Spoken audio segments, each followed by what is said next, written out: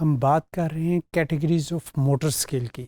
تو اس میں ہم نے پہلے مسکولر ڈیولپمنٹ کنٹینیوم دیکھا.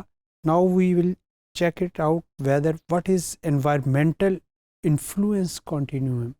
اینڈ انوائرمنٹل انفلوئنس کنٹینیوم کی اگر بات کریں تو this continuum consider how strongly the surrounding environment can influence the performance of the skill. کہ اس کنٹینیوم سے ہمیں پتہ چلتا ہے کہ جو ہمارے ارد گرد کا جو انوائرمنٹ ہے وہ کتنا اثر انداز ہو سکتا ہے جب بھی آپ کوئی مہارت کا استعمال کرتے ہیں، کوئی بھی اسکل دیکھ کرنے کی کوشش کرتے ہیں. And includes not only weather condition but additional factors such as the situation and those around you. کہ اس میں صرف اور صرف یہ انوائرمنٹ کی جب بات کریں تو یہ صرف اس کا مطلب یہ ویدر کنڈیشن نہیں ہے کہ ہاٹ ہے یا کولڈ ہے یا کلاؤڈی کنڈیشن ہے یا رین ہو رہی ہے، but it also includes the other persons, other people around you. اور اس کے علاوہ اس میں کیا سچویشن کیا بن گئی ہے، آپ نے اس کے مطابق رسپونڈ کرنا ہوتا ہے. تو اس کے بھی اگر ہم اس انوائرمنٹل انفلوئنس کنٹینیوم کی بھی بات کریں تو اس کے بھی دو اینڈز ہیں.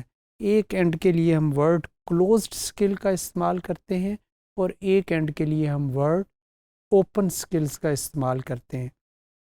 تو so at one end of the continuum are closed skill. Close skill کی اگر بات کریں تو these skills are not affected by the environment and are self based. کہ یہ وہ والی اسکلس ہوتی ہیں جن کے اوپر آپ کا انوائرمنٹ یا ارد گرد کا سراؤنڈنگز جو ہوتی ہے وہ بالکل اثر انداز نہیں ہوتی، آپ نے جو بھی کرنا ہے خود سے کرنا ہے. So the performer aims to carry out the exact same movement each time.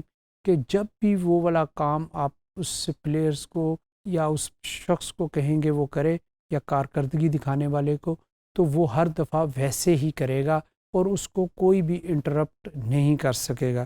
For example a throw vault in gymnastic, کہ جمناسٹک میں کوئی جو ہے والٹ کے اوپر جمناسٹ جو ہے وہ سر انجام دینا، یا رنگس کے اوپر جمناسٹ پلے کرنا، such activities are called closed skill. اسی طریقے سے آپ کی کوئی بھی ڈفرینٹ اسپورٹس ہو رہی ہے تو اگر ہم اس میں کہیں کہ باسکٹ بال کھیلا جا رہا ہے تو اس میں پلیئر جو بال شوٹ کرتا ہے تو وہ کلوز اسکل ہے، اس میں کوئی دوسرا پلیئر انوالو نہیں ہوتا، وہ اسی شخص نے کرنی ہوتی ہے چاہے وہ باسکٹ میں بال جائے یا نہ جائے.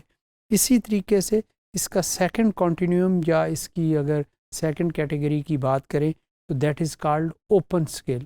اوپن اسکلس کی اگر بات کریں تو these are skills which are strongly affected by the environment. کہ یہ وہ اسکلز ہیں جو انوائرمنٹ سے بہت زیادہ متاثر ہوتی ہیں.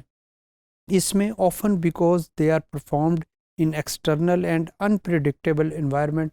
کہ یہ باہر والی جو ہے انوائرمنٹ میں ان کا استعمال ہوتا ہے اور اس میں کچھ بھی ہو سکتا ہے.